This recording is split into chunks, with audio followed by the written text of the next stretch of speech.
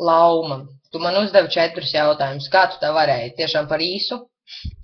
Tātad pirmais jautājums, kad es tev varēšu satikt? Nu, par cik nākamā sestdien es jau būšu daudz tuvāk tev, tā kā es tev uzrakstīšu pavisam noteikti draugos savu numuru. Es domāju, ka mēs varēsim satikties drīz vien. Cerams, ka pirms jaunā gada, bet varbūt tikai pēc. Otrais jautājums, kur bija pazudusi?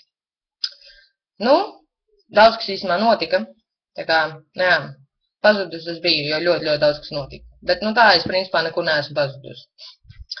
Trešais jautājums, uz kurien pie velna tu dodies? Nu, dodos es laimi meklēt, tā varētu teikt, laikam jauka. Ceturtais jautājums, vai ir kas tāds, ko vēlies man pateikt?